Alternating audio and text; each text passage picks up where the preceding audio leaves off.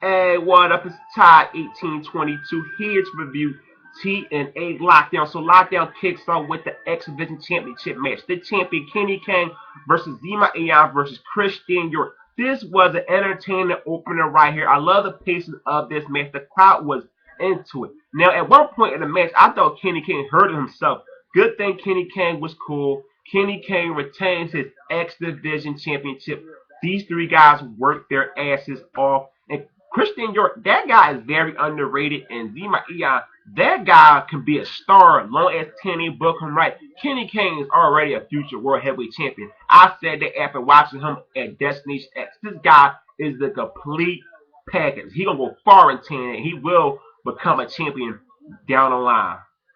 Joey Ryan versus Joseph Parks. Now, this was decent because the storytelling. Joseph Parks is a very good storyteller. I love his matches. He playing a rookie. He messing up on certain things, but the crowd always into his matches. Then he found a way to win. So, Joey Ryan, he was trying to pin him, grab him by his legs, and Joseph Parks noticed this guy can't get me down. Joseph Parks sits right on Joey Ryan to get the victory. I'm a huge fan of Joseph Parks' character. I never thought this character would go this far. I never thought I would actually be a fan of this character.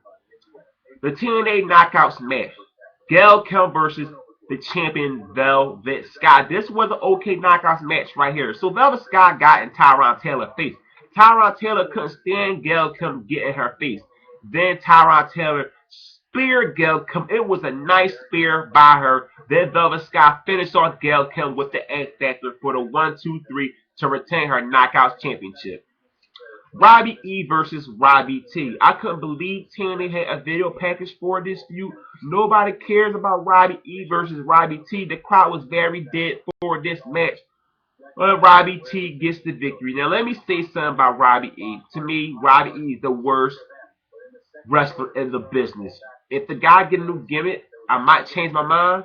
But as right now, with that gimmick he had, this guy the worst wrestler in the business. I can't name one good Robbie E match. I bet there's nobody out there can name me one good Robbie E match. Nobody can. Nobody can name me one good Robbie E match. This guy sucks.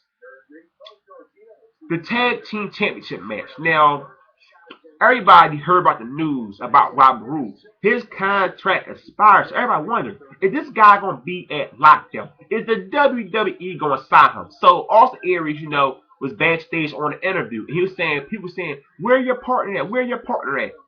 Then, out of nowhere, Robert Roode comes out of nowhere and say, did you miss me? The crowd popped. So they knew what was going on with Robert Roode too. So let's get to the tag team match. Robert Roode, Austin Aries defend their belts against Hernandez, Chavo Guerrero versus Bad Influence. This was a really good match right here. I love every minute of this match. The crowd loved it also. So Chavo Guerrero, he hits Daniels with the frog splash. Then Robert Roode tags himself in. Then Austin Aries get rid of Chavo Guerrero. Then Robert Roode pins Daniels 1-2-3. Robert Roode, Austin Aries, still your TNA Tag Team Champions. Kurt Angle versus Wes Briscoe in the cage match. I enjoyed this match because of Kurt Angle was beating Wes Briscoe ass. Wes Briscoe is very green in the ring. Great booking by TNA. Let Kurt Angle dominate this match. So then you had a ref bump. Kurt Angle, left the cage. So Kurt Angle, was supposed to be the winner. But when the ref is knocked out, it's not official. So then D'Lo Brown attacks Kurt Angle. Throw Kurt Angle back in the ring. Then he takes out Wes Briscoe. The ref finally gets up. He sees Wes Briscoe outside the cage. Wes Briscoe is your winner. Not shocked by this.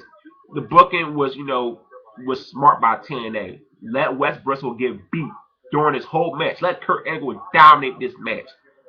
But at the end, it's funny seeing D'Lo Brown being part of a stable. D'Lo Brown, I'm a huge fan of this guy, since the Anderson era, but he ain't been relevant for a long time.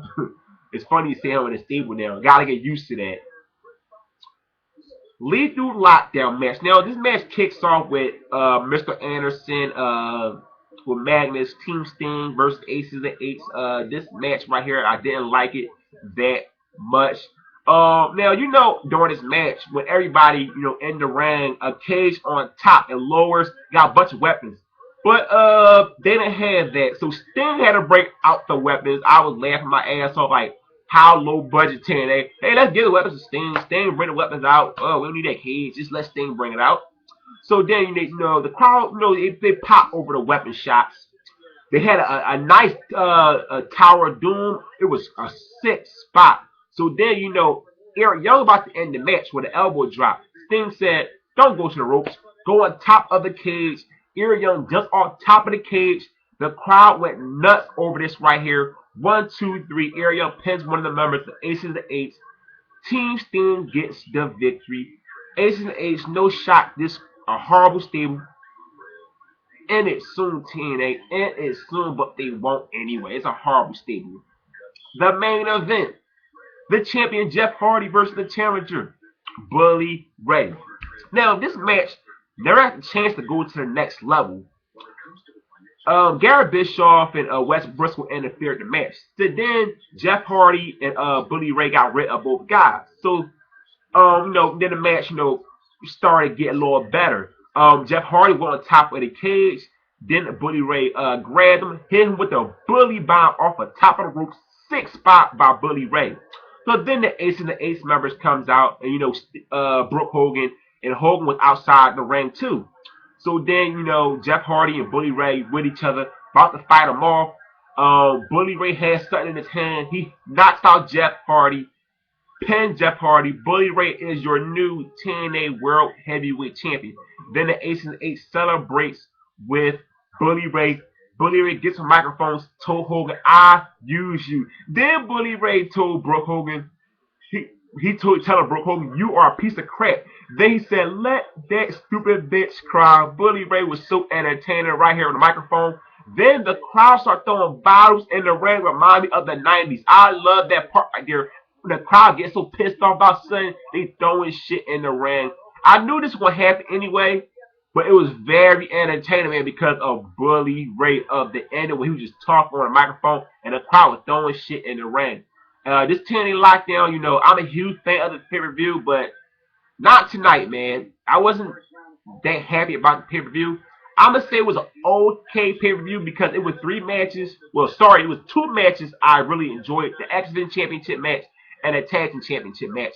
But I'm happy that Bully Ray is the champion. The guy deserves to be the champion. He's a great heel. Thank God Bully Ray is back to being a heel. So don't forget, hit the subscribe button. I'm out. Peace.